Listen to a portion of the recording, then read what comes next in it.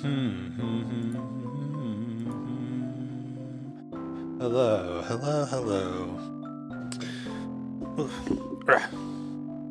Welcome. Hi. My name's Isaac Hanzu. I'm in the middle of setting everything up.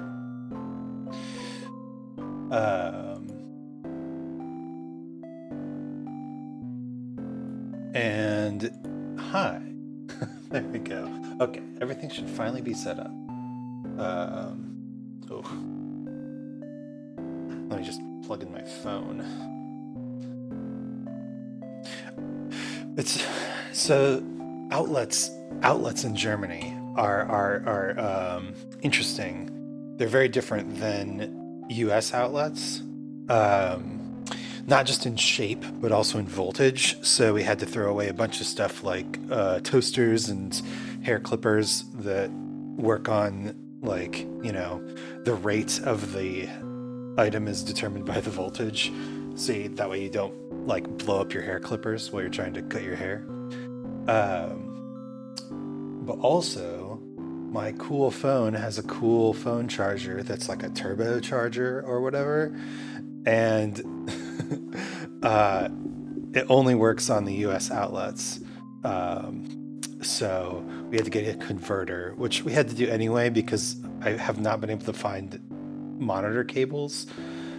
So it's a whole mess. But essentially, I can't charge my phone while I sleep because it's in my computer's in the other room, and that's the only US outlets we have. Blah, blah, blah. Moving to another country is hard. We've discussed this. Today, we are playing a very cool and interesting game called Starry Flowers. I've never played it before, but I wanted to play some indie games on the channel while I figure out what big game I want to play next. And this was recommended on Twitter. So thank you to the person who recommended it to me. Obviously, I remember their name and hold them very dear in my heart. KK.exe, Cyber Froggy VTuber. Here's a shout out, KK all the way. But yeah, I've heard that this is about cute gay witch boys, so I'm into that. All right, let's jump in. Whoa, wait, my goal is not every boss. There we go. That's leftover from Dark Souls 2. I don't think there are bosses in this game, or if there are bosses, they're probably like, one of them works at a bakery and they have a boss. Okay, let's start. Ding-a-ding, Periwinkle. Hello, and welcome to the deliciously romantic tale of my first love. Heart emote. Oh, he's cute. There's just one thing before we begin. I can grant you the power to choose my accessories at various points in the story. I'm being very gracious to offer such a thing, If you use it, you'd better make me look as adorable as possible. You bet, buddy. Look at this cute boy. This little feature has no effect on the story, otherwise it's simply for your entertainment, should you wish it. Would you like to enable the dress-up feature? Sure, we want the full experience. Then without further ado, let's get ready for my first date with Pastille. Periwinkle and Pastille. Gotta love couples with alliterative names. Alright, let's see what we got. Earrings. Ribbons. A flower crown, adorable. A royal crown, extremely cute. Cat ears. Okay, this doesn't look like a headband, so we're essentially changing his race. Bunny headband, angel halo, demon horns. I don't think demon horns is very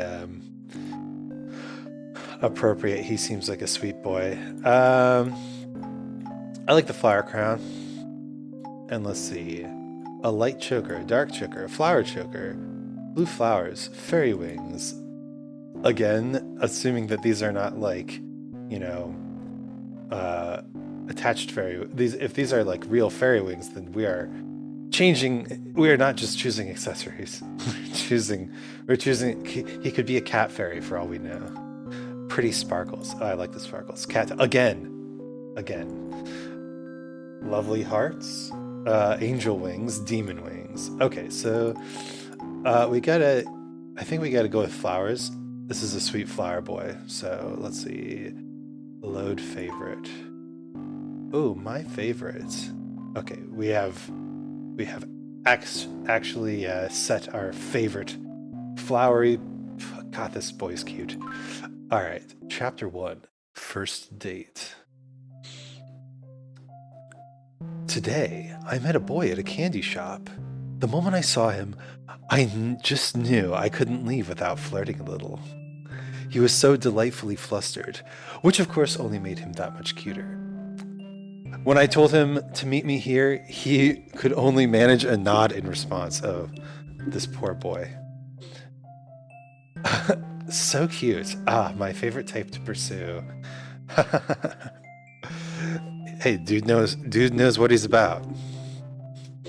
Ah, there he is now. It's a very cute boy. Pastille. Hey, I hope I didn't keep you waiting too long. We're going to try to do a different voice for Pastille, slightly different. Pastille, look at you! And here I thought you looked plenty good in that uniform. My heart was unprepared. Sorry, is this too much? I can change.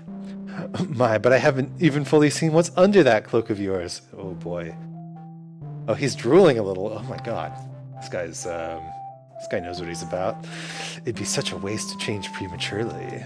Ah, right. Forget it then. Besides, it'd be my pleasure to unwrap you later on, my sweet. Oh my god, he's so flirty. Okay, Pastille cannot handle this. Now, shall we head to dinner? Okay, lead the way. Oh boy. Is there going to be hand-holding in this game? Might be too much for this stream. I truly didn't expect it. He definitely seemed the type to have a more modest sense of style. Thigh highs with such a short skirt, or was it a dress? I only briefly glimpsed it. I'm quite looking forward to seeing more tonight. Heart emoji. The restaurant I decided on is one in my usual rotation. Oh, a restaurant man. Good for a quiet, comfortable evening. For a variety of dates, you must have a variety of locations in mind. Tonight's mood is romantic rendezvous. Although I get the feeling that Pastille might be not as into the, heavy flirting. Although maybe he's enjoying it. Hard to say. It's a little high-end, though not overtly so. Just enough to make the night feel special. It's true. Hard to make the night feel special at McDonald's. Pastille slides into the booth, following Periwinkle's lead. One hand holds his mantle in place, while the other brushes his bangs aside anxiously. Is this your first time? Huh? Coming here, I mean. What did you think I was asking? No, nothing. I've never been here before. It seems fancy. I'm a fan of the atmosphere. The food isn't bad either. Now let's get a few formalities out of the way, shall we? First and foremost, your pronouns? I just use he, him. What about you? The same, though I don't necessarily mind being called by others, especially considering my presentation. Haha, understandable. Next, expectations. I consider clarity in this regard to be a key part of ensuring we both enjoy ourselves to the fullest. This dude knows what's up. Damn, Periwinkle, killing it. I do this sort of thing often, you see. As such, I have a couple of ground rules to establish. Sure, I'm actually glad you brought it up. Oh? I'm not looking for anything serious. In fact, I kind of prefer when it's just a one-night thing.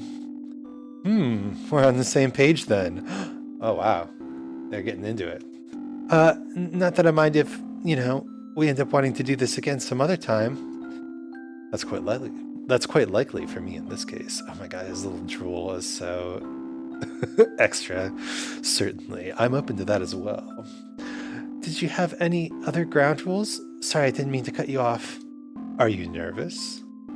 Yes. You can tell me to stop if you're feeling too overwhelmed. That's the other rule. Hmm? I like feeling overwhelmed to an extent.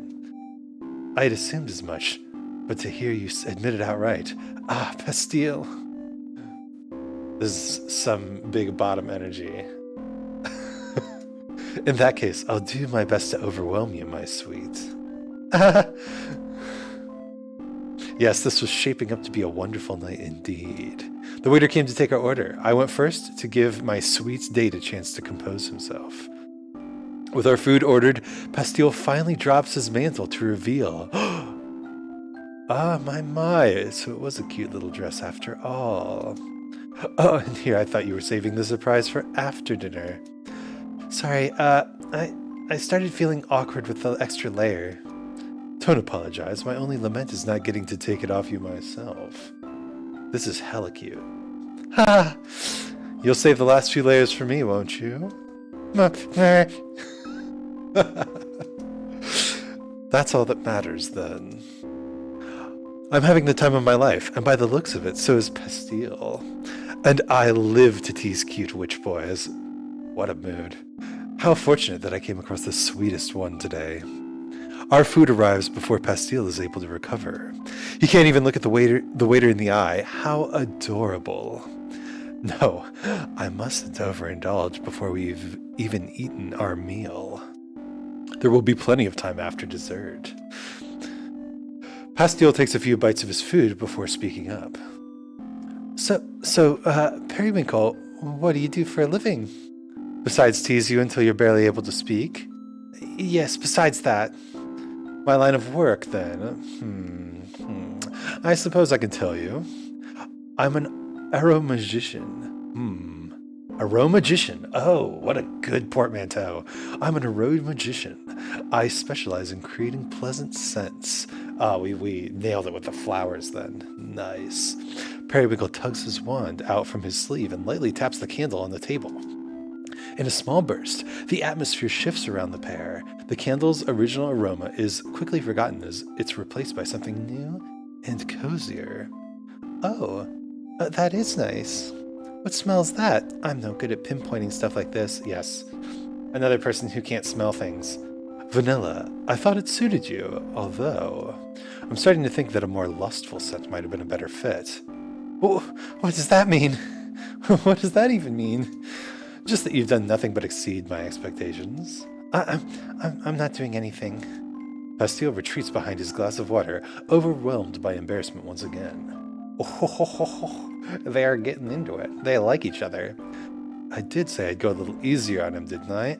He's just too irresistible. Anywho, I bottle and sell scents like this one. It's fairly lucrative work once you build a reputation for yourself. Ah, sounds fulfilling. What about you, Pastille? What kind of magic do you specialize in? I had mostly been living without magic until recently. Without magic? I can't imagine. It's not so bad. I mean, humans do it, so why not? I suppose that's true. I very directly make a living off of mine, so I'd find myself in quite a bind if I wasn't able to use it. Not that I mind being bound from time to time, you know. How do you keep doing that? Every time I think we're talking about something innocent. I just can't help myself, can I? Deliberate word choice, my sweet. Would you like me to hold back a little more? No, it's okay. I was just kind of impressed. We finish up our meals and decide on sharing a slice of strawberry cheesecake for dessert. Cute. Pastille deliberately leaves the larger bits of strawberries for me. I wonder, is it because he doesn't like them, or is he just that kind? That's an interesting sentence, because you could also interpret it, or is he just that kind? But I think it's trying to say that kind, you know? Either way, this has quickly become my most favorite date of the past few months. Tell me more about yourself, Pastille. I'm afraid the only thing I know is that you work at the renowned Atelier Sweets. There's not much else to know. Surely there's plenty more than that. Any hobbies, perhaps? Cleaning, maybe? Any non-work related hobbies, dear? Sorry, I never know how to answer these types of questions. My best friend is an alchemist, so I've recently been going on little adventures to help gather ingredients for her craft. Now there's something interesting. Other than that, I honestly don't get out much. I have my hands full running the store. So diligent. Does that mean this is your first night out in a while? Yeah, I guess it is. I'm honored you were willing to share it with me then. Yeah, I don't think I ever would have tried this place if you hadn't brought me in. So it's been worth it so far. Thanks, Periwinkle. Cute. The table had long been cleared, and yet our conversation continued through the night. This place is never too busy, which always leaves me free to linger here without the guilt of taking up any much-needed table space. The longer the date, the more satisfying the finale. That's something I live by. Rushing straight to the climax inevitably gets a bit dull after a while. I want to enjoy this night to the fullest. Pastille, do you see the witch at the table over there? Actually, he's not saying He's saying That's adorable. Pastille, do you see the witch at the table over there? Huh? Don't be too obvious now. The one with the tall hat, you see? Yeah, I see them. I brought them here 2 weeks ago. I guess they agreed that it made a nice date spot. I actually, the guy sitting across from them, I'm pretty sure I've been with him before. No, surely you're joking, Pastille. Shh, don't say my name so loudly. Just keep your head low, I'm sure you won't notice. Oh, he's just looked this way. Only kidding. Perry. Ooh, a nickname already. We're moving so fast. You're the one who's been calling me my sweet all night. Well, you are, aren't you? Whose fault is it that you share a name with Candy? Not mine. Still, do you think those two make a good couple? How should I know? Just imagine the kind of person I'd go on a date with and pair them with the other. And what kind of person is that? You, for one. Oh, maybe they wouldn't be so good together. Why, am I supposed to take offense to that? Nah, that guy was just kind of pushy. You're too much, Pastille. They're pretty cute. We eventually made our way out of the restaurant that night. It had gotten quite late already. When's the last time I stayed until closing? There was never a moment of awkward silence between us, only Pastille's embarrassed pauses, clear attempts to steer his mind away from debauchery. As we wandered back into the night air, he's the first to speak up again. You could have at least let me cover the tip. Nonsense, I'm the one who asked you out tonight. You don't have to cover a thing. In fact, I'd prefer it if you didn't cover. Okay, I saw that one coming this time. You don't have to say it. Too easy, But really, it's a shame to hide such a cute outfit from the world. I don't have the confidence. Reminds me of my youth. You'll get there, my sweet. One day you'll be able to toss aside any feelings of inadequacy and wear all sorts of daring outfits with pride. That is actually a thing. You stop giving as much of a care about what you wear when you get older. It's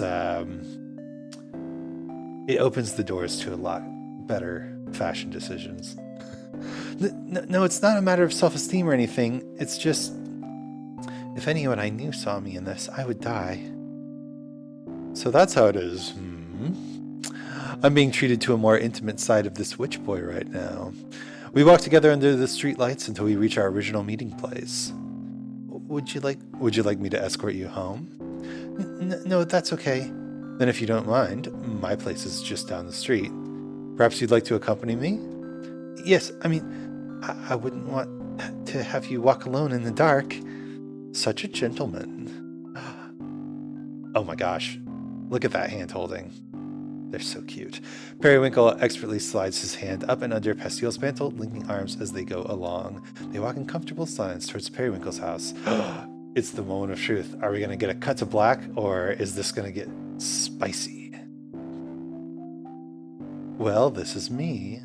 I had a most lovely evening. Thank you for accompanying me to dinner tonight. Oh, we've got to have the parting conversation. I had fun too. Thanks for inviting me out. Pastille fidgets as if he has something to ask, but can't find the words. Pastille. Periwinkle takes a step closer. Yes? He leans in, pausing for any sort of reaction. Only for Pastilles to come clumsily crashing forward. Cute. He's in more of a rush than I thought. Oh, the little drool. Then again, I did spend all night winding him up. So cute. Pastille, I just remembered. Since we're here, would you like to come in and sample some of my magic? What a pickup line. God damn. I'd like that, yes. Very well then.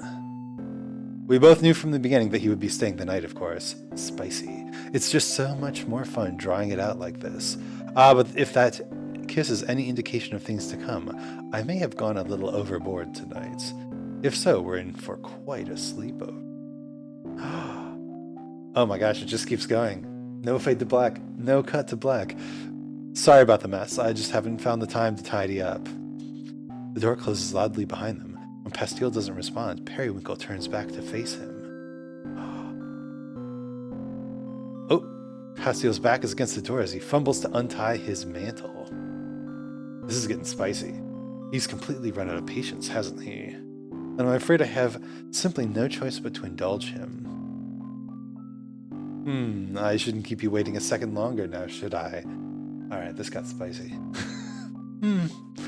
But I still need to change into something a little easier to take off. Looking this good comes at a price, you see. I promise I won't keep you waiting. Okay.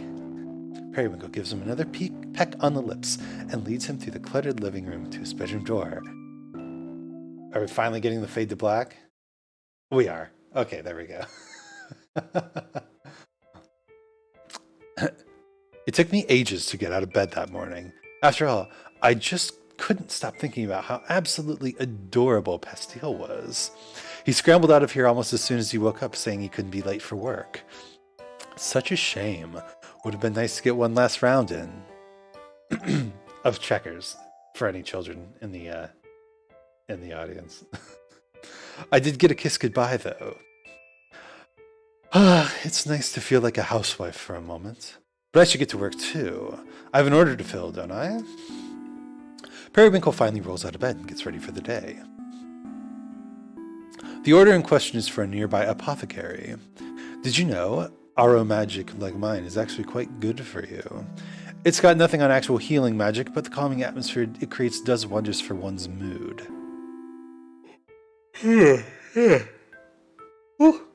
Excuse me. This particular batch is meant to help with insomnia. Oh, apparently I could use some help with that. Which is ironic, considering how late I stayed up with Pastille. Whoops, can't be getting distracted now. I really need to finish up these last few bottles. Periwinkle closes his eyes and draws his wand. Large drops form at the tip, falling into the empty bottles one by one. With each drip, the bottle's contents swell, and after only the fifth drop, it's completely filled. Magic drops. Perfect. It's so much easier to finish these with a clear mind. I can't help it if a refreshing night out is my only way to regain my focus. Although I probably could have gotten one of these done last night if Pastille hadn't been so impatient. Wink. No, I mustn't let my mind wander too far from work now.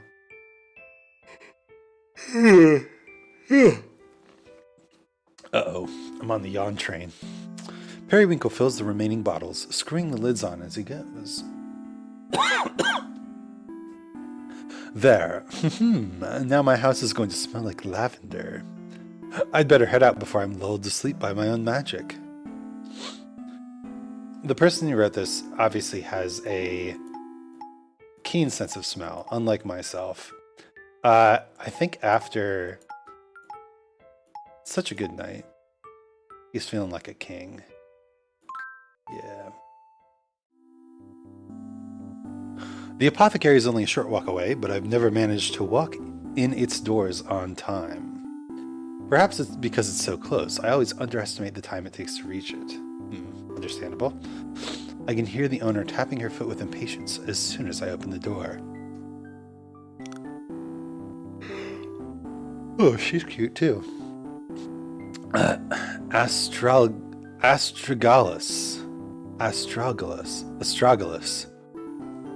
Astragalus, I have that special order ready for you. You're late again, Periwinkle. Plus struck a time. You'll forgive me, won't you? You are literally my only provider who has no respect for appointments. That's simply not true. I never miss a date. There's the problem. You were out getting late again, weren't you? How vulgar. I had a romantic evening with a very cute boy, who then ended up sleeping over. Well, you had all week to fill the order. Try getting it done in advance next time. Yes, ma'am. Excuse me. Get some water. Voice acting on the throat. Oh. Oh, very rough. Oh. Now, let's see what you brought. I've worked with Astragalus for a few years now. She's completely immune to my charms. Shocking to say the least. But it's meant that we've been able to remain good friends all this time. Or, let's see. Sorry, just got this little thing in my throat.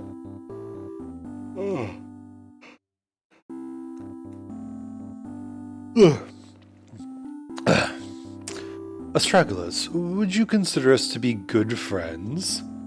I put up with you. My, but you don't put up with anyone. You must really like me. You got a favor to ask or something? Is that what you're getting at? No, I was just thinking about how to categorize our relationship. Business associate works just fine, doesn't it? Oh no, we're only on chapter 2. Excuse me. Come now, surely you consider us to be closer than that. I know better than to get involved with you, Periwinkle. Why, whatever do you mean? You're too dazzling. Oh, he literally has sparkles right now. I take that as a compliment. Great, now will you stop distracting me? I'm trying to count. Yes, we're definitely good friends. Too dazzling, though. I'm not sure there is such a thing. And what would be wrong with it if there was? What point is there in not shining as brightly as one can? Astragalus finishes counting the bottles, sighing in feigned exasperation as she marks them off her checklist. Astragalus? Astragalus? You may always be late, but you deliver quality every time. You're consistent, if nothing else. The waiting is part of the fun. It builds excitement, wouldn't you say? Nope, just builds frustration for me. Or at least you always come through. She unlocks a small drawer behind the counter, takes out an envelope with Periwinkle's name scribbled on it. I see. Here's the rest of your payment. Don't spend it all in one place. Oh, I couldn't if I tried, really. You're too generous. Astragalus rolls her eyes and begins stocking the shelves with her new inventory. 2 or 3 orders a month. That's all it takes to support myself, entirely through this apothecary. Wow. Successful apothecary. Hard to believe my magic is really worth so much, but who am I to complain? It's certainly a more favorable balance compared to the kind of work I was doing years ago. Backstory. And I do enjoy the freedom, the excessive amounts of time I have for partying, for dates. On that note, with all that business out of the way, would you like to hear about my dates? Would I like to? Not necessarily. Please, Astragalus, as someone with no romance in your own life, the least you can do is live vicariously through me. The no romance thing is by choice. I listen to you gush for your own damn sake. For my sake? Yeah, I'm afraid you might actually implode if you had no one to talk to about this stuff. I'm actually making a noble sacrifice every day that you come in here with new tales of romantic conquest. If you're truly suffering, I shall desist. Well, that's the thing, though. I do like seeing y'all worked up over something, even if I don't understand it myself. Ah, so there is a mutual benefit. You'll listen then? Yeah, at least until I get all this put away. After that, I'm kicking you out for the day. Fair enough. I'd better be brief then. He's the absolute cutest thing, and I picked him up in a candy shop yesterday. Fluffy pink hair with golden eyes, naturally rosy cheeks that make him look as if he's always a little embarrassed by something. He's shy, but not the type that becomes paralyzed in the bedroom. Periwinkle, for the last time, I do not need to know about the bedroom stuff. I wasn't giving any details, although the details are the best part. This is a safe for work zone only. Break that rule and you're out of here. Ah, okay, so we will only get cutaways and fade to blacks in this game, I think. My apologies, I'll refrain. Anyway, my point is, he's extremely cute. Adorable, in fact. Right, so standard fare for you? Absolutely not. If he was just your average cutie, would I be emphasizing his cuteness so much? I don't meet these people, so it's all the same to me. How can it be? The intensity is so drastically different, perhaps so intense that I'm having trouble explaining it properly. I'll say, all you've really told me so far is that he's cute and shy. He's kind as well. He saved the best part of our dessert for me without even asking. Wow, I would have led with that one. Oh, enough of your sarcasm. When all of my favorite details are off limits, what do you suppose I'm left with? Well, what really matters is that you had a good night, even if it meant you couldn't get here on time like I asked. I'm already hoping to see him again, to be honest. Oh yeah? Don't hear that from you very often.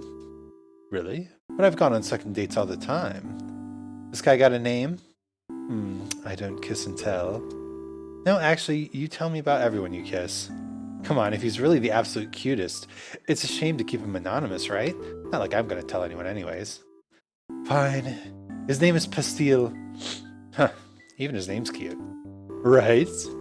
Oh, that reminds me. He sold me some candies that share his name. Would you like to try? Sure. How could a witch turn down free candy? Periwinkle digs into his bag and pulls out one of the pastilles. He hands the candy to Astrologus, who promptly unwraps it and pops it into her mouth. These are good. Where'd you say this candy shop was? Not far from here. I'll give you the directions. He's becoming a little more flamboyant in the voice. Shortly after telling Astragalus where to find Atelier Sweets, she unceremoniously kicked me out. She'd long finished putting all those bottles away, after all. With money in my pocket and no more work to be done for the moment, I'm free to begin pursuing my next date. But wherever shall I go? It's a weekday. Too early for parties, too early for drinks. I suppose I could return home and straighten up the place. However, why would I busy myself with chores when I could be celebrating another order successfully filled? Before Periwinkle can decide on where to go, a familiar witch approaches him. Periwinkle? Oh, Cassia, so lovely to see you. Yay, I'm so glad we ran into each other. How to describe Cassia? She's exceedingly cuddly. We met at a party one night, during which she latched onto my arm and never let go. Quite endearing. Since then, we've gone on little dates from time to time. She really loves my magic, so I tend to spoil her whenever we're together. Aw. Did you need something, dear? Yes, I tried coming over last night, but you didn't seem to be home. You came to visit me? I'm flattered. I must have been out to dinner at the time. Sorry that I missed you. Oh, it's okay. I was mostly looking to talk. So, if you're available right now, do you want to go to a cafe? That sounds perfect. I would love to. We take our seats at the nearby cafe. It's a pleasant, sunny little place. I've come here often with all sorts of other witches. Cassia orders her usual hot chocolate with extra marshmallows, while I decide on a simple rose tea. Ooh, Periwinkle, could you make my marshmallows smell like roses too? With pleasure. Periwinkle's wand drops from his sleeve, and he gives Cassia's cup a quick little tap. Yay! It really smells just like roses. Just as you asked, dear. It may slightly affect the taste, so let me know if you'd like to spell undone. Cassia dips her spoon in and lifts a marshmallow to her lips, blowing on it lightly before popping it into her mouth. No, it's wonderful. She can truly find the joy in any little moment. Such a delight. Definitely a contender for the title of absolute cutest witch, though I would call her absolutely cute, rather than the absolute cutest. It takes more than cuteness alone to earn the title of absolute cutest witch. That's where the difference lies, of course. What am I thinking? How rude it is to begin ranking my dates in such a way. I must be stuck on the thought from my earlier conversation with Astragalus, trying to put Pastile's cuteness into words. He really is something special. It's all in the contrast. His polite, well-mannered, and proper exterior, concealing such intense desire, begging you to make the first move, and then going ahead and taking it on his own as soon as you... Enough of that. There's someone else in front of me now, isn't there? Cassie continues happily sipping her hot chocolate before speaking up again. I missed you, Periwinkle. I've been so busy with packing, I haven't had a chance to see you at all. Packing? And just where are you headed off to? Oh, that's right. I've never had a chance to tell you. I'm finally moving in with my partners. In 2 more days, the 3 of us will all be sleeping in the same bed. Oh, that sounds cozy. Congratulations. Poly life. Thank you. I've looked forward to it for so long. Sounds like you're about to enter a lovely domestic life. You deserve it. Aw, I'm really happy. But speaking of my partners, you've still never even met them. True, but I can imagine they're wonderful just from how you've talked about them. Right, but, what if you didn't have to imagine? That's what I've been wanting to talk to you about. I was hoping we might all be able to go on a group date sometime. Oh? Yeah, because, I just think you're so wonderful, Periwinkle. I want them to know you too. That sounds like fun. I'm a bit... Oh, wait, before you say no, they're both very easygoing and so loving and nice. I can promise it won't be overwhelming. That unfortunately isn't where the issue lies, my dear.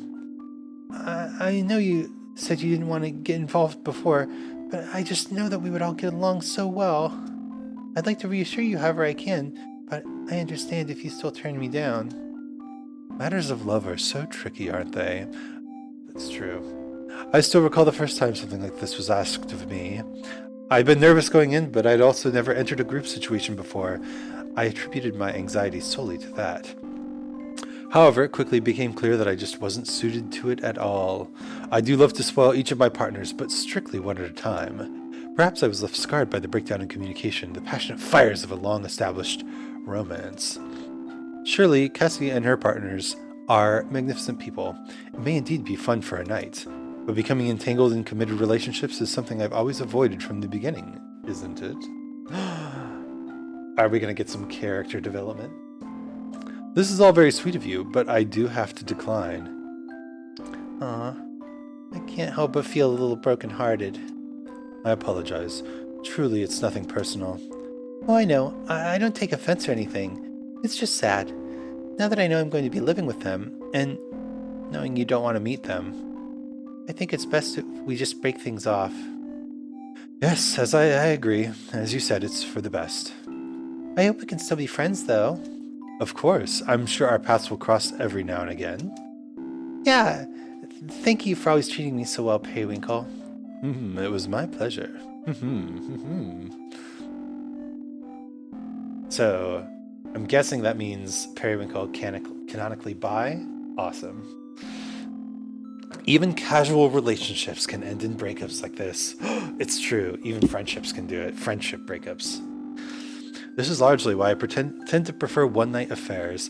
Things can just become so messy as needs evolve. As Cassie and I go our separate ways, I can't help but feeling a little blue. You're very blue. Perhaps I'll return home for the day after all. Periwinkle quickly changes into something more comfortable, dropping his bag unceremoniously on the couch. I could use an afternoon nap. Yes, that's precisely what I need. I'll wake up feeling refreshed and ready to go back out on the town. What an extrovert. He shoves some blankets aside and collapses under the couch, and when he does, the contents of his bag spill onto the floor. Lazily leaning over to gather it up, he notices the candies from before. Was I too hasty in saying I'd hoped to see Pastille again? Suppose I'd forgotten the feeling of not being enough for someone. Usually these things tend to dissipate naturally without confrontation or notice. So when they don't, it stings. Periwinkle scoops up the candies, dropping all but one of them back into his bag. He settles into place on the couch, nestled in a tangled mess of blankets and cushions, and then unwraps his chosen pastille. Cute, because he unwrapped pastille in the first scene, too. Haha, get it? It is sweet, though. What is a pastille? I'm kind of curious now. I'm going to look this up real quick. Pastille. Pastille. Oh. Oh, like the strawberry drops. Mentos. Jujubes. Mints. Yeah, okay. They're good. I like them. Very cool.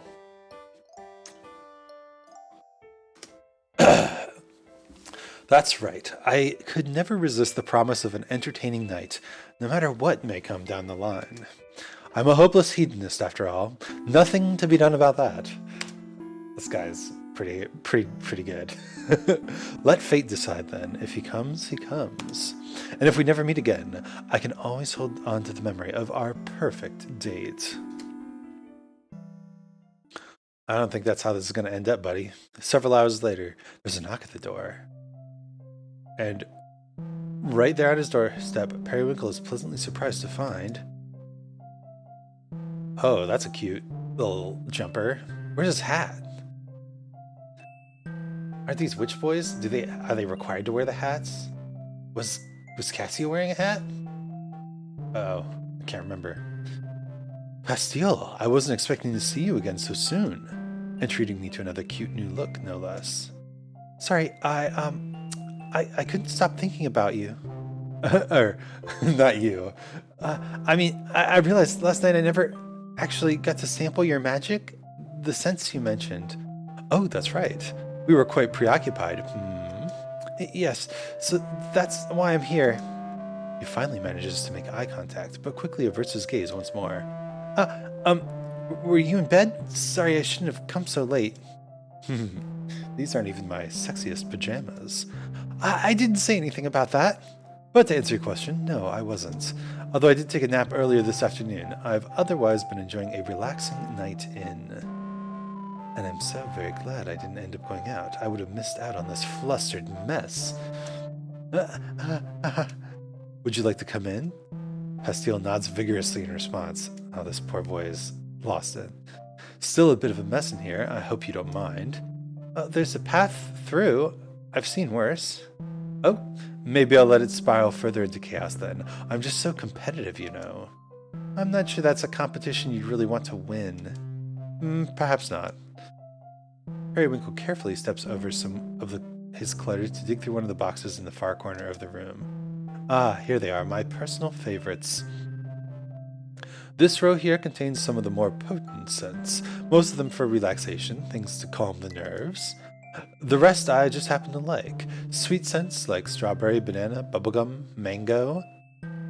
Is there a reason you're only naming candy flavors? Must be a coincidence. Pastille picks out an unlabeled bottle filled with a pale pink liquid. What's this? Watch out, that one's an aphrodisiac. We'll see about that. Pastille locks eyes with Periwinkle as he opens the vial without hesitation. How bold. Oh, it's peach.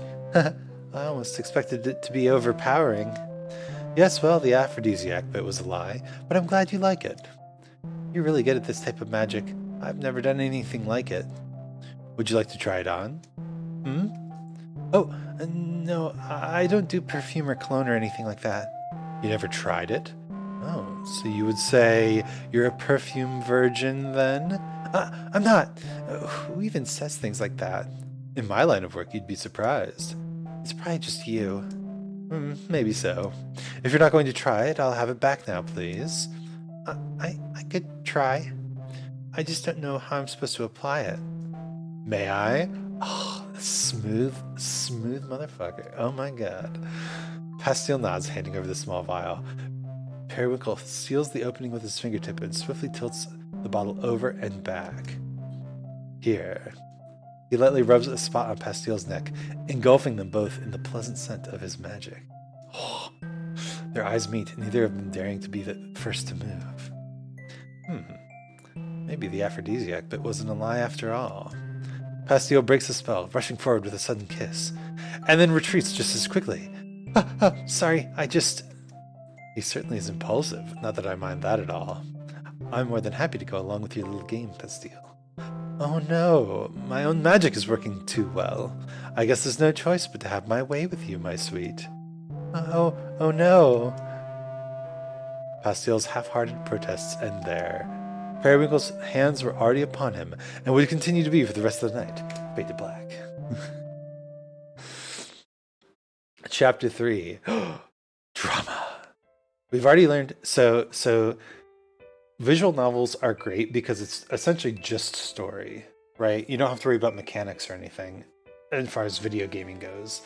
So you can think about character establishment. Like, we've established that Pastile is basically just a sweet cinnamon roll, but Periwinkle has some difficulties with commitment and some scars from long-term relationships. Let's see how this develops. In Chapter 3, Missteps.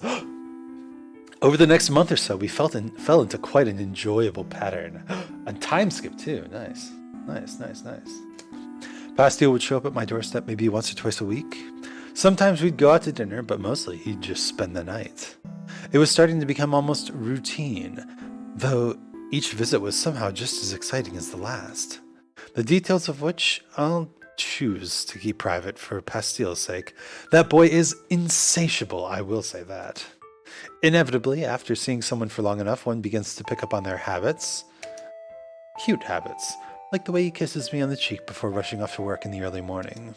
The way he runs his hands through his hair when he's thinking really hard about something. Even his knock is specific. Once, lightly to test the waters, a pause as he gathers his courage, then 3 firm and evenly spaced. I'm not sure which of these habits he's conscious of, but there's one I've decided he must be acting knowingly, which is his habit of leaving one of his personal effects behind with each visit. First a barrette, then an earring, his choker, a bracelet, then he returns after a few days with an apology explaining he had just come to pick up whatever he'd left behind. Sure, Pastile, keep crafting your little excuses to come back here. I'll happily go along with them.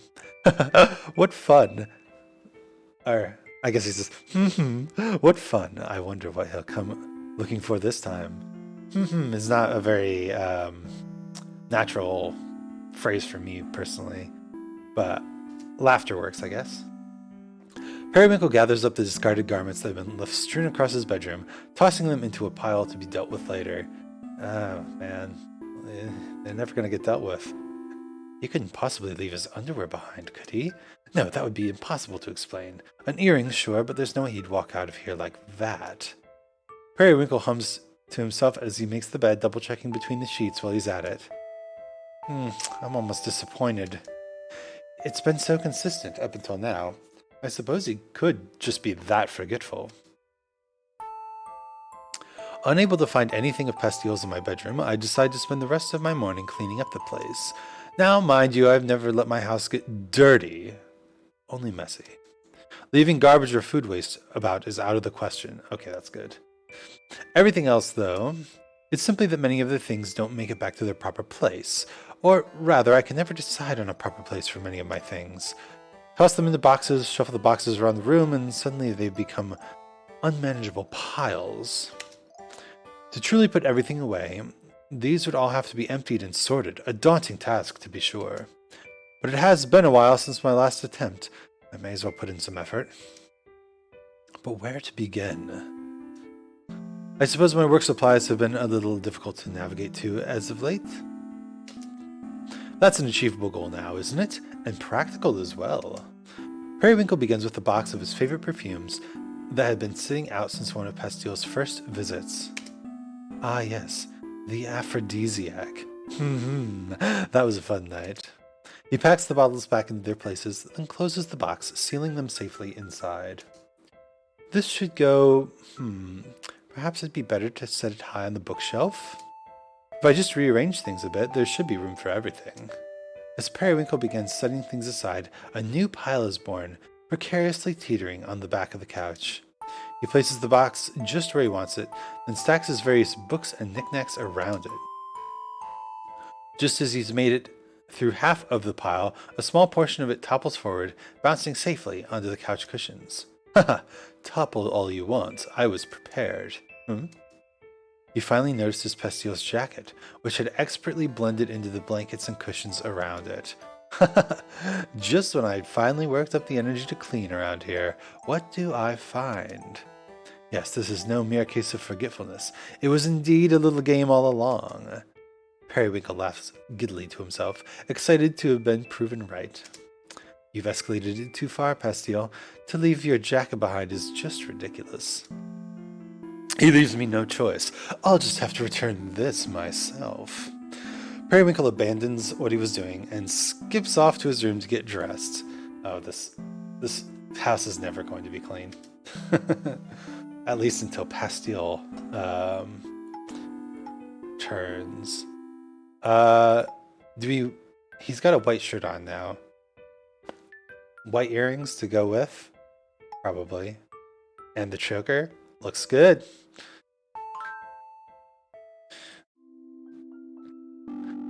I hadn't a chance to return to Atelier Suites since first meeting Pastile.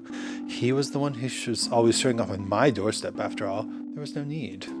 It's about time I paid him a visit, yes? I could restock on my favorite candies as well. Uh-oh, something's going to happen. At the store. Upon reaching Atelier Suites, though, I hesitate. Would it be rude to barge in while he's working? I just know I wouldn't be able to resist teasing him. As not to become a nuisance, I shall make my presence known from here. Periwinkle boldly approaches the bench directly in front of the candy shop, and sits down. All while wearing Pastile's forgotten jacket. Ugh. And now we wait. Oh, you can't see the choker. Come on. A few minutes pass. I can see Pastile through the shop window. He's currently preoccupied with a customer. Luckily, I brought a lunch, a simple peanut butter and jelly sandwich. Will he notice me before I finish it? The customer is walking out now. Our eyes met. Pastile turns away, pacing a bit. I take another bite of my sandwich, still watching intently. He stops for a moment, in front of the door behind the register, until finally making his way out of the store, broom in hand. But instead of coming right over right away, he turns his back to me, sweeping the sidewalk in front of the entrance. Perhaps he has a strict supervisor? He keeps glancing over his shoulder. Just come over here, you silly boy. His face is quite red, so I can say with confidence that I've successfully overwhelmed him once again. I've finished my sandwich by the time he approaches. He takes a seat on the opposite end of the bench. I thought you were ignoring me. What is this cute outfit? No, I was just trying to decide what to do. Was this a bad time to return your jacket? Not the worst time. Periwinkle unzips the jacket and shuffles out of it, casually folding it onto his lap. I found it whilst I was cleaning up the place. I suppose I could have waited for you to return, but since I was in the area... Right. Sorry, it's my fault for leaving it behind in the first place. Pastile can barely look me in the eye. It doesn't stop him from stealing glances at what I'm wearing. But who could resist that? I wore my cutest dress for this. Are we going to see it? Something seems a little off, though. He's usually a bundle of nerves, yes, but this is a bit much. I'll get right to the point, then. Okay, we do see the dress. Nice. It would be hard to put the accessories in this little scene, but it is a cute dress. Oh, Pastile, you know you don't have to plant excuses just to visit me. I wasn't planting anything. I just forgot it on my way out. I find that hard to believe, considering you've forgotten exactly one thing each time you visit. Really, you should be more honest. Sorry. Thank you for returning it. Oh, my pleasure. It gave me a good excuse to see your flustered little face again. Periwinkle sets the jacket on the empty space between them and rises to take his leave, but Pastille gently grasps his wrist before he goes. Perry, I'm sorry I made you think I was ignoring you. Haha, I was only teasing, my sweet. Still, I can't, I'm not ready to be open about who I see outside of work. I'm not ready to be open about who I see outside of work. Oh. I like to keep things very discreet. I don't want to have to explain anything to my friends. I die of embarrassment. So that's why. Understood. I'm actually used to being someone's little secret. That didn't sound quite right. What I'm trying to say is I don't mind at all. From now on, I'll just continue to let you come to me. Thank you. Sorry. I don't know what you keep apologizing for, Pastille. I'll see you around, yes? Pastille nods, and finally lets go of his wrist. Oh, a misstep. Oh, that's true. A huge misstep. Not huge. Come on, dude. I should have guessed it from the hints he's given. Just a few things he said here and there. It was enough to put it together, wasn't it? The most obvious one being that he always comes to me and not the other way around. Our comfortable pattern that I recklessly interrupted. I should have known from previous encounters with closeted individuals. Yeah, okay, I can see that. Maybe I was assuming that this was part of the, like, you know, a lot of LGBT games kind of happen in the LGBT verse, where everyone's LGBT and nobody really thinks twice about it. But good to know. Very, very interesting and relatable conflict. Oh. What's supposed to be a fun surprise appearance can turn so quickly into a desperate rally to cling to normalcy. Carefully constructed lies to conceal the piece of yourself that may not be accepted. Are we actually going to get a confrontation with a person who doesn't accept Pastille? I'll fight him. Whether it's by the individual themselves or by their loved ones. Although this doesn't strike me as a visual novel where there's like choices and multiple endings, it just seems like a cute story. Certainly an unenviable position to find oneself in. Pastille and I had been seeing a lot of each other during this past month. Was this the inevitable breaking point then? It can only become more complicated from here. But it was going so perfectly for so long. Perhaps I'm being overdramatic. I haven't grown tired of him at all, which is precisely the problem. Unwilling to return home so soon, I walk in the direction of the apothecary. Astrologus will be able to knock some sense in me. She always does. Astrologus, are you busy? I know that whine. You've shifted into dramatic bitch mode. Take pity on me. I'm having a bad day. All right, you baby. Tell me what happened. These things are slow today anyway. Things are slow today anyhow. Astrologus listens patiently as I explain the events of the day. I've learned to come straight to her when I find myself unable to make a decision. Although she often puts things far too bluntly, I do always end up feeling more grounded after her consolation. Oh, good friend. So, you're upset because you overstepped his bounds. Accidentally, you always leave out key information. And now you think it's over between you two. When you put it like that, I really do sound dramatic. I mean, you are. But you also have a point. If you want to avoid things getting complicated, this is your sign to get out. I gotta say though, for two guys who aren't in a committed relationship, you sure do sound like you're in one. It's purely casual. I've still been seeing a few others in the midst of this. But all you talk about is Pastille. Every time you come in here. Ugh, I know. I just wish I hadn't gone to return that jacket. It was supposed to be fun, but now... Yeah, honestly, I think he's being unfair. He shows up to your place whenever he wants, right? Yes, but I don't have anything else going on. He has a respectable job and all. Sounds like you just have less self-respect and this guy isn't treating you right. Now that's unfair. You simply said he wasn't ready. It doesn't mean... Making excuses now? You really are hung up on him. This is too hilarious to watch. Enough! I simply cannot help it if he's just the cutest thing. Of course I don't want to stop seeing him. At that moment, a familiar chime sounded, marking a customer's arrival. I turned my head instinctively to see...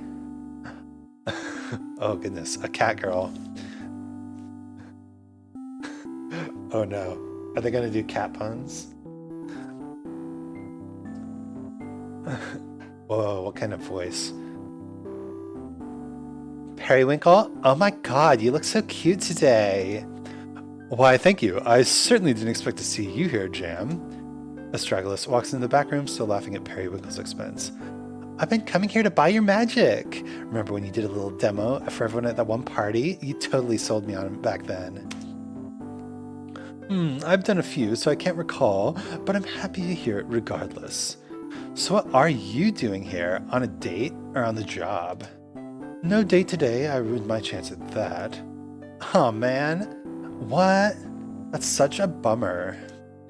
Really never thought I'd hear the day of you. I really never thought I'd hear the day you, of all people, couldn't get a date, though. You date, like, everyone. It'd be more accurate to say I go on dates with everyone, rather than actually date them. Same diff. You're like the thirst master. She's right. It's not as if Bastille is my only option if I'm looking for a good time. Anyway, are you going to Cherville's party tonight? No, this is the first time I've heard of it. He's throwing yet another soiree? Yeah, I'm surprised you didn't know. I suppose I've been more out of the loop on these things than usual. I haven't bothered with as many parties since... Well, you should come. They're good luck. Like in terms of love and romance. I mean, I'm finally dating my best friend thanks to that last one. Marzipan, wasn't it? You weren't together before that? I know everyone thought we were. So embarrassing. I guess what matters is we could finally be totally honest with each other, though. I'm really happy.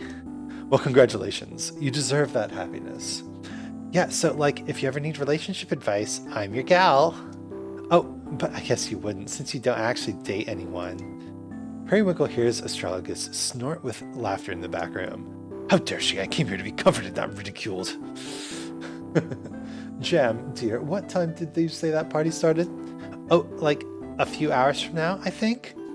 Sorry, I can never remember the time difference between here and the netherworld. Ugh, relatable. Having friends in different time zones. No matter, these things tend to go all night, and I prefer to arrive fashionably late. Now, if you'll excuse me, I'm going to return home to freshen up before the soiree. Sure, see you there. Are we going to get a whole slew of characters at the party? Periwinkle marches home in a huff. Astragalus thinks I'm lacking in self-respect. I'll show her. It's kind of true, dude.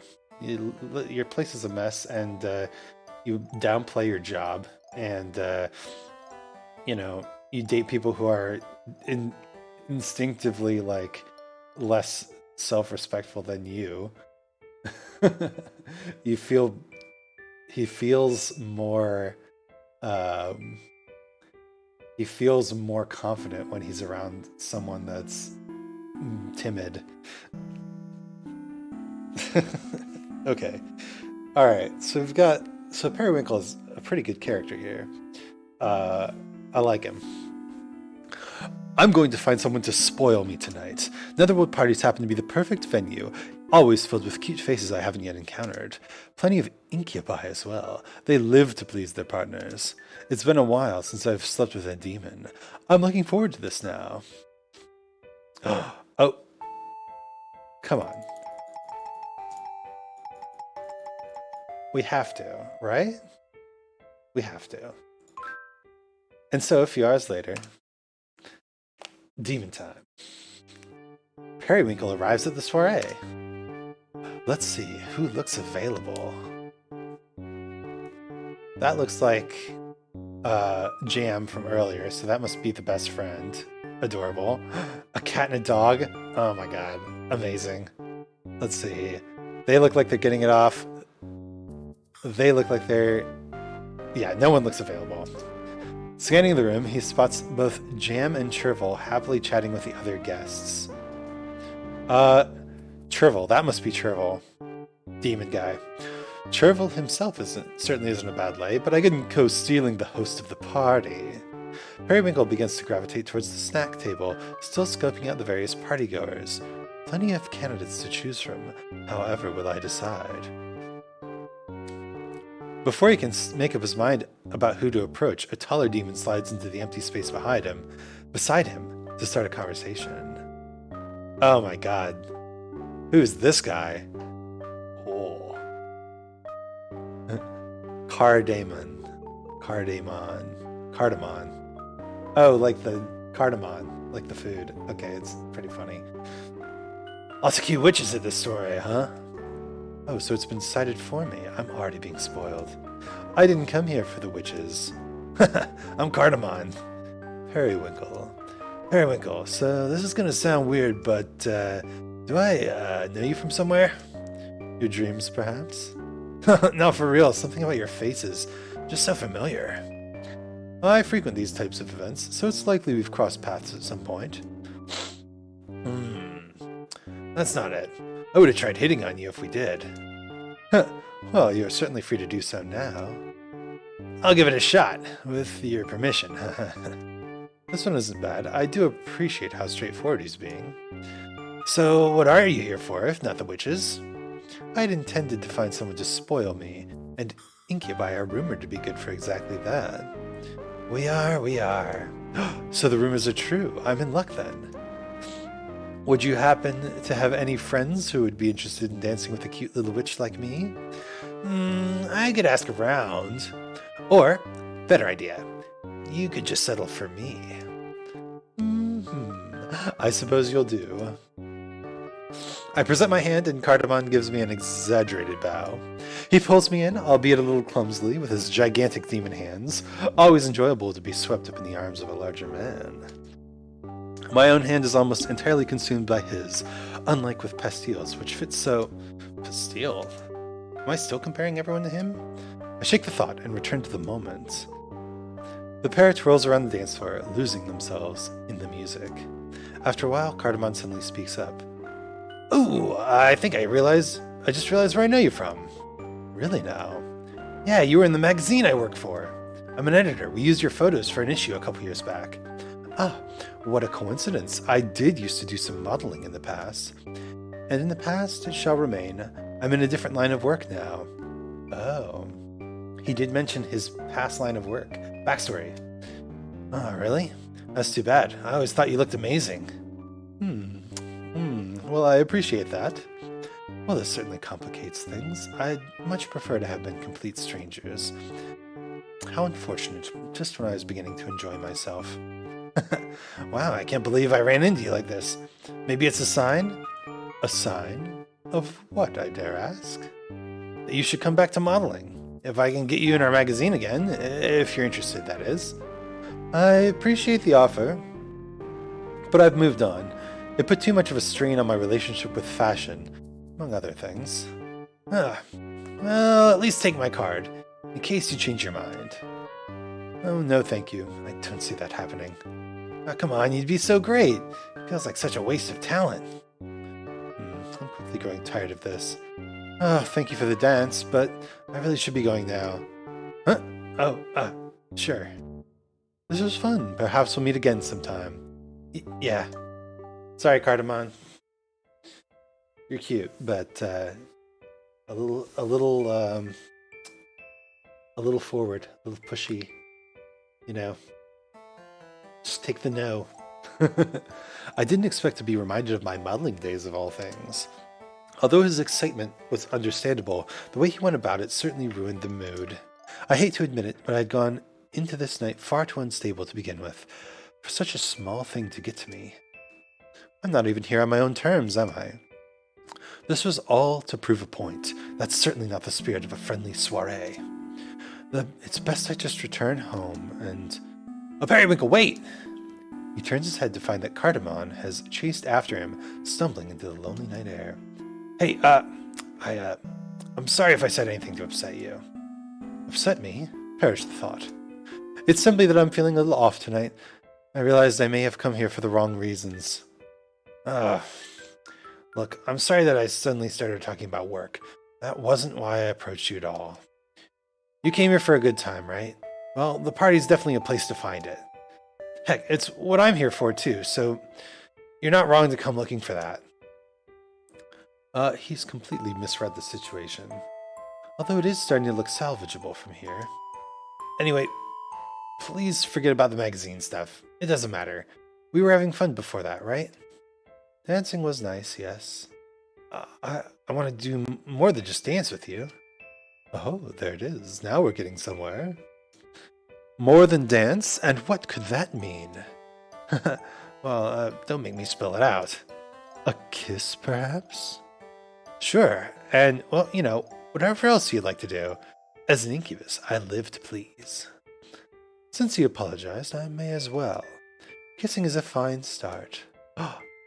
Cardamon holds out his arm, inviting Periwinkle into a soft embrace. Periwinkle's hands glide up his chest, and he wraps his arms around the demon's neck. Their faces just inches apart. He pauses. I expected him to close the gap. Pastille would have kissed me. I've grown far too accustomed to that, so I automatically... Shit. This was a mistake. Periwinkle gives him a light peck on the cheek before pulling away. My apologies. I do actually need to get going now. Huh? I shouldn't have led you on. I'm terribly sorry. Oh, no. Don't worry about that. If you don't want to, it's fine. I'm a little confused, though. Did I do something wrong? It's not you. You are very nice. Very firm muscles. Thanks. If it were any other night, things would have gone very differently. Please believe me when I say that.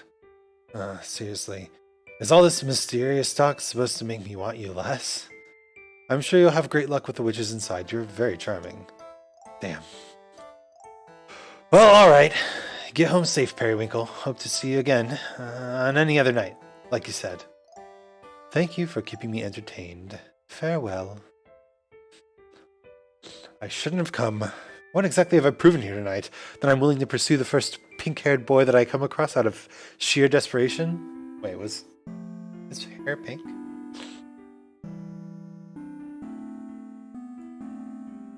It is totally pink. Oh, man.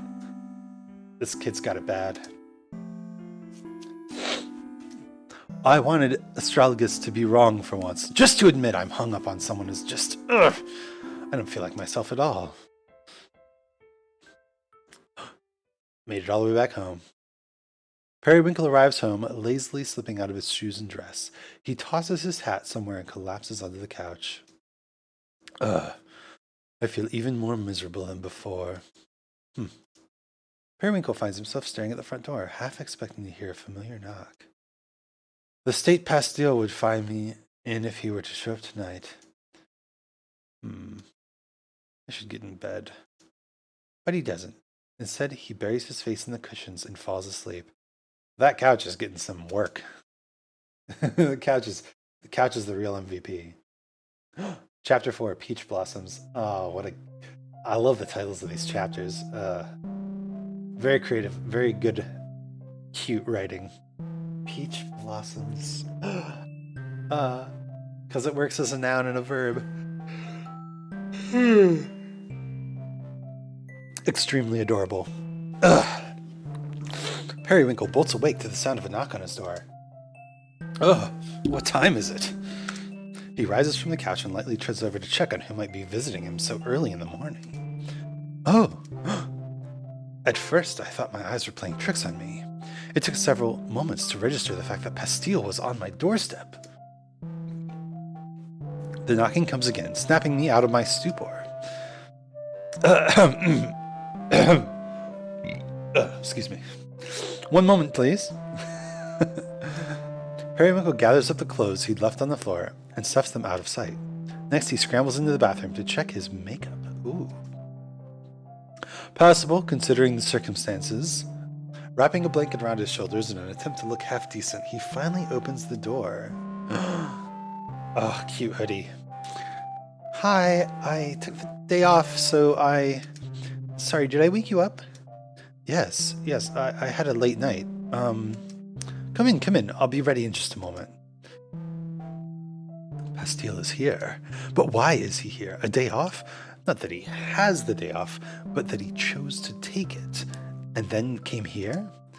Let's just put that aside for now. I need to get dressed. This is still the next day from the whole cake incident, or the jacket incident. Periwinkle scurries back to his bedroom to change while Pastille waits politely by the door. Ah, it's a little piece of candy necklace. Absolutely adorable. The fashion in this game. Hot damn. So, your day off, and you chose to visit me. I'm flattered. Well, it's not just a visit. I was hoping to, take you on a date. Ooh, a date? Usually we preserve those for dinner time, haven't we? I wanted to make up for yesterday. So if you didn't have any other plans, I was thinking we could just hang out a while? Sure, I don't mind, but what exactly is there to make up for, my sweet? You know, I told you not to come back to the shop even though you only showed up to do me a favor? He has it completely backwards. Periwinkle pokes his head out from the bedroom to look Pastille in the eye. Au contraire, Pastille, I should be the one to apologize for putting you in such an uncomfortable position. I shouldn't have shown up unannounced. It wasn't my intention to cause you any actual discomfort. No, I don't think I clarified my boundaries from the beginning, so that's not your fault at all. But it seems everything is fine now? Perhaps I could get to know these boundaries better during our date then.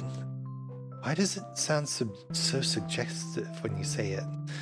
Periwinkle retreats back to his room with a smile. That's because everything Periwinkle says is suggestive. This boy has truly caught me off guard. I'm almost frustrated with the spiral of guilt and confusion I lost myself in yesterday could be resolved so quickly. Ah, that's all it was. I'd merely been fixating on my mistake. It had nothing to do with Pastille, per se. He just happened to be the one at the center of it, so of course all my attention was unnecessarily directed towards him. There's no problem then, which means as usual I can enjoy our date to the fullest extent. Oh boy. Well, do tell me where we're headed. I'll need to know if I'm going to pick up something to wear. Oh, you haven't had breakfast yet, have you? Let's get something to eat first. Actually, could you come in here for a moment? Yes?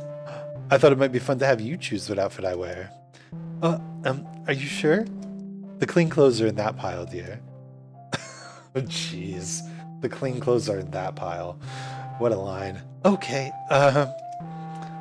Pastille begins to sort through the pile of skirts and dresses, taking extra care to fold the ones he sets aside. Oh, the cleaning person in the relationship. How about these? He approaches the folding screen and holds the clothes out to the side for Periwinkle to take. Ooh, these are nice picks, but... No underwear? Weren't you already wearing some? So scandalous, Pastille. I didn't know you had it in you. Please, I'll find you a pair. I'm only teasing, my sweet. Periwinkle finally walks out, fully dressed. Adorbs. Ready to go. Pastille looks him up and down cautiously. You're wearing some, right? We'll just have to find out later tonight, won't we? Perry! Oh, accessorize. Okay, so we just saw the dress. It'd be cool if we could see the full dress.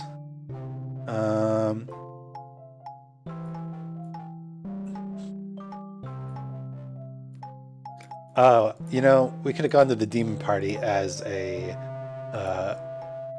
angel. That would have been hilarious. Fairy wings? They're on a date. Lovely hearts is good. Okay, I like it. Cute. Cute! What a lovely day for our date. We walk side by side, Pastille with his hands stuffed into oversized pockets. So cute. He's in the perfect position to be clinged to, but I must refrain. I doubt he'd be comfortable with me hanging all over him in broad daylight. Besides, there's no need to jump into such overt affections just yet. When we reach the cafe, Pastille orders us some donuts to share. I wonder what else he has planned. Oh, it's the same cafe. He only mentioned hanging out. Who knows what that could entail? Munching away at our breakfast, I study his face for clues. He really is so cute. I remember the choker. He wore it on our first date as well. Oh man. And that's the same beret he left behind at one of our sleepovers. Such pointed choice in accessories. Ah, and now my staring has embarrassed him. You're too easily flustered, my sweet. Forgive me for staring. I was trying to intuit what you might have planned for us after this. Oh, nothing in particular. Wandering around town is enough for me. I see. Loitering does facilitate conversation quite well. As long as we're out and about, we won't end up, Oh, is he going to say it? You know... of course not. I actually like when we get to talk. I mean, not that we don't when I sleep over, it's just a different kind. True. Sorry, I feel like I'm talking too much. Not at all, my sweet. I have to say, I rather enjoy our chats as well. Even if you can't resist cutting them short once we're behind closed doors. I'm really sorry. It's simply too much fun. But this is no time for my usual teasing. I can't forget what brought us here. This is the perfect opportunity to become more deeply acquainted. I'll learn all about Pastille so that I don't end up crossing the line again. In the interest of defining boundaries, are there any subjects I should avoid bringing up with you? On that note, has there ever been anything that I've said that has caused you discomfort in the slightest? Please don't hold back. Nothing really comes to mind. I mean, I've always felt pretty comfortable around you, so we could probably talk about anything and it'd be okay. Anything, really? Surely you must have some sensitive topics you'd like to avoid. I guess so. I wouldn't really be worried talking about them with you. Actually, you might be the most attentive person I've ever met. Maybe that's why I'm not worried at all. I'm glad to hear that. But you've certainly piqued my curiosity. What kinds of sensitive topics, if you don't mind me asking? Like, for example, you've never made me feel weird about gender stuff. I'd certainly hope not. That one's a bit sensitive for me as well. See, that's why it feels okay to talk about with you. That's why it feels okay to talk about with you. I'm very masculine, so I get mistaken for a girl every now and then. Not that it's something I get mad about or anything. I've always dealt with it ever since I was little. Still, I think it bothers me in particular since, well, you know, I'm intersex. Right. I want to be recognized as a boy, but I like wearing feminine clothing too. Yes, that's it exactly. I feel the very same. Right? Like, I don't want to be limited to presenting only one way, even if I'm fine with boyish clothes too. For me, it's simply about looking beautiful. I dress to fit my ideal. It's not a matter of gender, but aesthetic preference. These are the clothes I feel best in. You look really good in them too. Why, thank you. And I must say, your sense of style never fails to impress. I'm glad you like it. Pastille sips his drink while Periwinkle continues. When I was young, I didn't have the confidence to dress so beautifully. Can you even imagine it? You without confidence? No, I'm not sure that's possible. Right? I suppose I was a different person back then. Where I grew up, things were much more black and white. You were either a boy or a girl, and you had to dress accordingly. That sounds harsh. It very much was. I was completely miserable. Perhaps it's because I come from that sort of environment that I want it to be known I look this glamorous as a boy. Not to say this is easy for any gender, I only wish for my efforts to be acknowledged. I think that's just your competitive spirit again. See, you truly understand me. They laugh together. Periwinkle relaxes into his chair and finishes his drink with a big smile on his face. Pastille and I depart from the cafe and make our way down the street. With no destination in mind, the details of our surroundings, things I've never really paid any mind to, make themselves known. Aromas from the bakery, the flower shop, the patisserie, each distinct and enticing. I'm left with a peaceful feeling as we pass each of them by. Now there's a fun idea. A scent that transforms over time, giving you a sense of place. But I shouldn't be thinking about work while I'm on a date.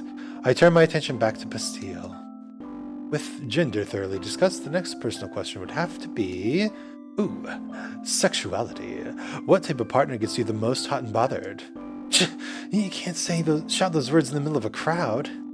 Oh, who's even listening? I certainly wasn't shouting. Please don't talk about that stuff too loudly. People will start giving us weird looks. Shall I whisper it in your ear then? That's even worse. Now who's shouting? Bastille glances around, but despite his outburst, Periwinkle is right. No one had turned their way. Sorry, I guess it's okay. Feel free to stop me if I'm being too much, yes? Oh, there's nothing wrong with being a little too much. I imagined you'd say so. Returning to the topic at hand, I've been with all sorts of partners. I'd say I can appreciate just about anyone. But I must admit, I prefer witch boys above all others. I would also say witch boys. Oh, care to elaborate, my sweet? Nope, that's all I have to say on the matter. I guess witch boy is the particular gender. Our particular style of gender. I'll have to tease it out of you later then. We follow along the twisting streets of the shopping district, looking in each of the windows as we pass them by. This is my favorite part of town, filled with all the high-end boutiques you could dream of. The mannequins from one of them catch my eye, and I lightly grab Pastille's sleeve to draw his attention. You'd look so good in that, don't you think? Really? I don't know if something so extravagant would really suit me. Nonsense, you could pull it off. The accents match your eyes. I guess they do. But you'd look great in that one, too. Oh, and that one. You're pointing to everything. Yes, well, the alternative would be to say that I'd like to see you in nothing at all. Ah! Do you go clothes shopping often? You have such a variety of cute looks. Oh, every now and then, but I can't afford the kinds of stuff they sell here. It is rather pricey, but the brands are worth it. I really don't know anything about fashion. I just end up picking whatever stands out to me. As it should be. You're better off not becoming obsessed with these things. It certainly isn't easy on the wallet. I'll leave the brand name stuff to you then. Just seeing them is enough for me. Oh, just seeing them? Not stripping them off me? After our little fashion circuit, we ended up near the cafe where we'd started. I've certainly worked him up enough. I've certainly worked him up enough to take home right away, but that would mean cutting our date short, and what a shame that would be. I skip ahead of Pastille and twirl around to face him. There's somewhere I'd like to take you. Huh? Sure. I realize I've seen your workplace, but you haven't seen mine. It's a little apothecary I sell my magic to for distribution. An apothecary? I thought you sold perfumes. Technically, that's all they are. I don't claim they deliver any lasting health benefits. They're more for healing the mind. Anxiety, stress, and any other unpleasant feelings can be lifted away with just the right aromas. It's more effective for some than others, but for those sensitive to such things, it can make quite the difference. Huh. Now I fear I've bored you with all this uninteresting work chatter. No, that's not it at all. I was just thinking. It's really admirable that your magic can be used to help people like that. Admirable? Selling candy, I think, makes people happy too. Maybe that's what's fun about it. Not that I'd ever claim our candy is healthy either. If anything, you might get cavities. The witch who owns the apothecary really liked the sample I passed along to her. Oh, excuse me, my throat's starting to get a little tired.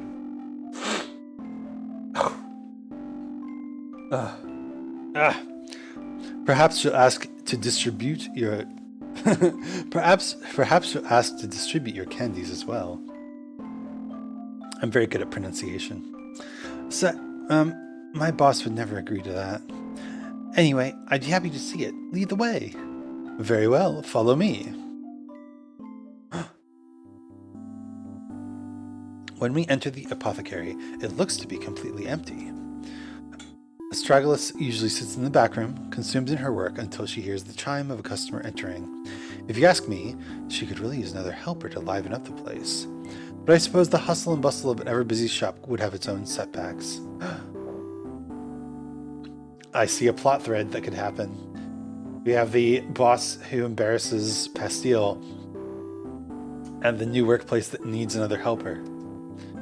Feel free to look around. I'm going to go and greet the owner. Sure. Periwinkle leans over the counter to peek in the back room. Astragalus, you have a customer. Oh, Periwinkle. Didn't expect to see you back so soon. I brought Pastille. We're on a date. Okay. She looks over at Pastille, who waves when he notices he's being watched. Astragalus turns back to Periwinkle. I take it you decided not to heed my advice. What advice? Why bother coming to me if you're just going to do whatever you want? Well, whatever. Is there a reason you're here? I thought I'd drop by and give you a little update. As you can see, everything is fine now. Sure. Very normal of you to suddenly bring one of your dates here. Is it not? I visit you all the time. Yeah, not for stuff like this. Anyway, I wanted you to meet Pastille. Pastille, come over here. Startled by suddenly being called upon, Pastille fumbles the bottle he was holding and it crashes onto the floor. Ah! Hey, you break it, you buy it. Sorry, I can fix it. Pastille stoops the bottle into a pile along with its powdered contents. He holds his hands over the pile, now glowing with magic, and the three of them watch as it reassembles perfectly before them. Impressive. He's done it so quickly. There, good as new. Bring it here. Sure, sorry. I can't help but I feel I've put Pastille in yet another uncomfortable situation. Damn.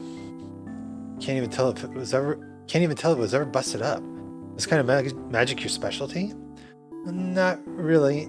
I only learned it because I thought it'd come in handy. Huh. Astragalus continues expecting the bottle and then takes it into the back room without saying another word. Wow, I suppose she was impressed too. Is she mad at me? I can't really tell. It looks like you were spared today. That spell really saved you. I can't believe I did that. I'm not usually this clumsy, I swear. Oh, but wouldn't it be adorable if you were?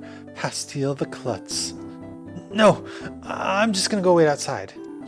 Don't be too hard on yourself. I promise you made a better impression than you think. Pastille walks out of the apothecary, and I lean against the counter, waiting for Astragalus to re-emerge from the back room. But when she does, it's with a bag full of...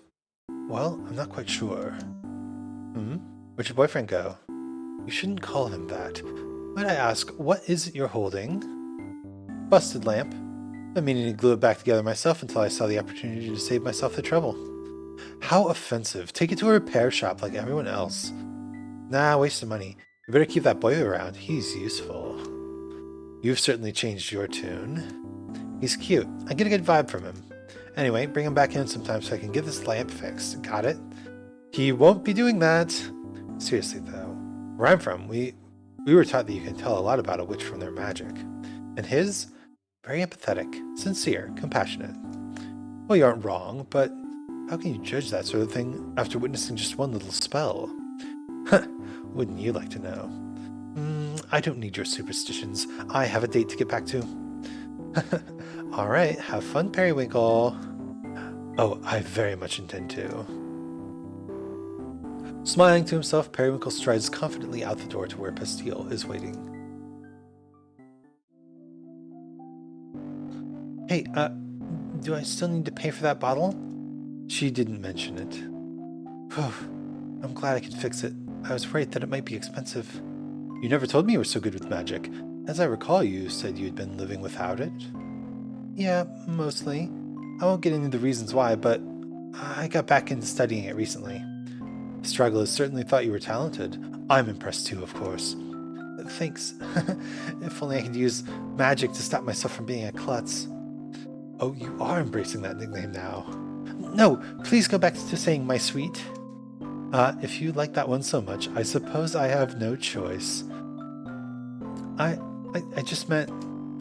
Never mind, don't call me anything. Oh, Pastille. We resume our stroll around town. This time it's Pastille who takes the lead. He seems to have someplace in mind, but hasn't said as much. He merely takes my hand and leads me up a labyrinth of stairs. And once we reach the top, a gust of wind swoops through the trees overhead, showering us in flower petals. The game is called... starry flowers. So we're halfway there. Wait a minute. If Periwinkle's the flower, is Pastille the star?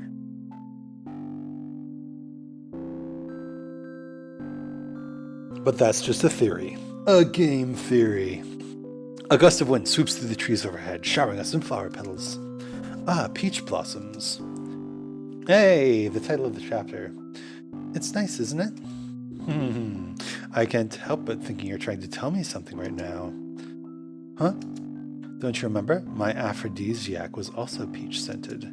I wasn't thinking about that. I was just trying to think of other places we can go, and this one came to mind.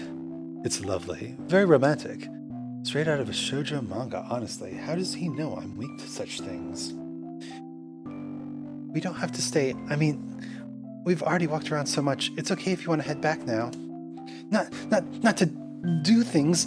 I just meant I'm going to stop talking. Pastille. Yes? You've presented me with quite the conundrum. If I kiss you now, you'll definitely want to return home with me as soon as possible. But I wasn't done learning all about you. I'm not ready for our date to end. Oh, that is a conundrum. Yes, you see? Both options are equally appealing. However, can I decide? Well, it's still light out. Maybe we can hold back until after dinner? Or I could have you for dinner. On the other hand, you bring up a valid point. Holding back is fun in itself. Do you expect me to recover after what you just said? See, this is quite fun. It's decided then. The date continues. I give Pastille a moment to calm himself. We walk up to the railing and look out at the town. You can see Atelier Suites from here and the train station next to it. My house is somewhere in a row of similarly built homes. Inconspicuous. Fallen petals litter the bricks at her feet, with a little breeze carrying a few more over the railing to land somewhere unknown. After watching them for a while, I turn back to Pastille. Tell me about your magic. Okay, what do you want to know? Your specialty, dear. If you're that good at reconstruction, I imagine it must fall somewhere in that category. Not really. I'm actually an astral witch. Called it, motherfucking called it. My, how rare. And what exactly does that entail for you? Well, I mostly use it for fire spells like anyone else. Forgive me, I'm not well versed in magic theory, but doesn't astral magic have something to do with creation? It does, but that stuff is pretty advanced. I haven't been able to find any books explaining how to use it. Which is probably for the best, actually. No one should be allowed to go around creating souls spontaneously. Pastille rubs the back of his neck, looking off into the distance. He seems so troubled by the subject. I suppose because he had been living without magic, it made me feel strange to openly discuss it. An astral witch, though, I wouldn't have guessed. Putting two and two together, one thing makes perfect sense now. So the famous Atelier Suites golem was your creation? Is she really that famous? I'd expect our sales to be a little better if that was the case. But yeah, just don't go around telling everyone. I didn't know what I was doing when I made her. What an amazing feat. And yet you sound almost ashamed of it. It's not like I regret it or anything. Gumdrop is really great. I feel bad she's stuck in a body with so many limitations. Like, she didn't ask to be made that way. I didn't know you could even make golems that felt real emotions, so of course I never considered any of that. Sorry to go off about it. I've just been feeling guilty lately. Kind of a heavy topic. No, thank you for telling me. It's as if I've discovered a whole new side of you today. I'm grateful to know it. Thanks for listening. I don't get many chances to talk about things like this, so I'm grateful for it too. Hearing you speak of her, though, I'd love to meet this golem of yours one day. Sure, maybe one day. Probably not going to happen in the scope of this story. That's alright. Pastille is amazing. I've never met anyone who could downplay their talents this much. I could ask 1,000 questions and still only scratch the surface. My. Now I'm the insatiable one. How the tables have turned. We decide it's time to move on and descend the stairs from whence we came, still chatting endlessly about as we decide where we'll wander to next. Over dinner, Pastille opens up a little more. We trade anecdotes, listening intently to each other's stories, no matter how unremarkable the events told within them. I could never tire of it. I was hooked by his every word. Alas, the hours flew by, and our day together was quickly approaching its end. But now we had the whole night to look forward to. The sun was on its way down as we emerged back on the street. The atmosphere is so different than it had been just a short while ago. Pastille brushes his bangs aside and asks, "Do you want to head back? It's starting to get late." You've waited so patiently to be able to say that. It's not like you aren't thinking of it too. Let's go through the park. It's a shorter walk. Sure, after you. Periwinkle extends his hand, which Pastille takes without hesitation. Under cover of dusk, they walk towards the park with fingers gently intertwined. What? What? No. We don't... No hand-holding, okay? Save it till you're adults. Alright, kids?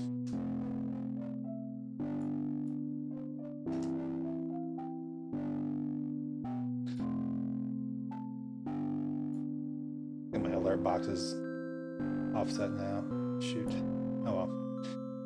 I accidentally grabbed the wrong thing. No worries.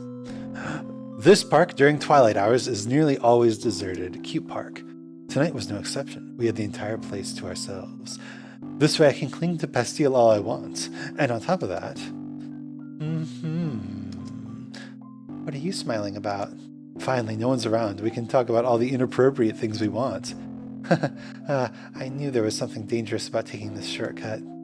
It's okay then, right? No one will overhear your lascivious confessions. Oh no, that's pronounced lascivious. No one will overhear your lascivious confessions. Okay. What do you want to know? Oh, I didn't think you'd actually agree. I don't have anything prepared. What? Really? How anticlimactic. Unless you're dying to tell me how much you love being domed. I'm not going to say that. Any fetishes then? I have experience with all sorts, you know.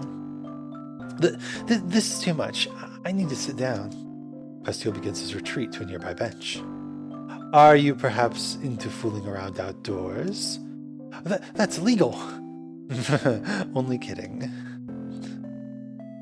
Periwinkle follows Pastille to the bench and sits down beside him, leaning his head on his shoulder. Your sweatshirt is so warm. Are you upset with me for suggesting such a scandalous idea? No, but if you cling to me too much, I'm worried I might change my mind. I wouldn't want to compromise your morals, but I'd also hate to let go. Pastille laughs at that, resigned to his fate. The pair sits in comfortable silence for a while, listening only to the sound of the fountain before them.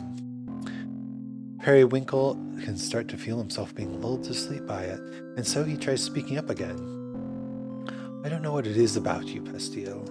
We've talked all day, and yet I still don't feel like it's enough. I, didn't really expect to be out this late either. It just kind of happened. This was all supposed to be foreplay, wasn't it? Forgive me for putting it so bluntly. I guess it was. Pastille, we have to get back to my place so I can cuddle you. You really are being so blunt right now. We have to. It's the entire purpose of foreplay, isn't it? How could you have let it go on this long? We could head back right now. Yes. You're gonna have to stand up first. In a moment. Sleepy boy. But trapped in their comfortable position on the bench, Periwinkle is unable to stand in the end. Instead, he falls asleep to the sounds of the fountain and Pastille's beating heart. A new chapter. Although we have been going at this for quite a bit of time. So I think on this cliffhanger of a screen, I am going to save and then maybe we'll pick this up again next week. I don't think there's that much more. Save. Bam. About. Okay. It doesn't tell you how many chapters there are. But hey, Nam Nam Nami, Thank you. This is awesome. Story, art, and music, amazing. Excellent work. Renpai, damn. You are super talented. This is awesome. Two witch boys falling in love. Cute, cute, cute. Ending theme, Pretty in Pink. Oh, wow. Sweet. There's actual vocal music. I love it. Awesome. Well, let's go back to the office. That was adorable. Obviously, we didn't get to the ending, so no spoilers. No spoilers. But very cute. I loved it. And scandalous, spicy even. I liked it. Should we finish this? Send me a message on Twitter if you think so. Or here. I'm also open to Twitch communication. But yeah, that was fun. My throat's feeling a little rough. So much reading. But still, very, very good story. The main characters are quite good. I'm enjoying this. Periwinkle, a little relatable. Not quite as messy as he is, but understood. Oh man, good stuff. Tell me your thoughts here or on Twitter. I'm willing to listen. I'm interested. What do you think? But for now, I think I will be wrapping the stream and logging off. Thank you so much for joining if you're here. And I hope to see some people next time for the next part of this. Maybe. We'll see. We'll see how it goes. If I'm definitely going to finish it. Maybe I'll leave the ending to be discovered on your own. But until then, my name's Isaac Anzu, and I'll catch you next time.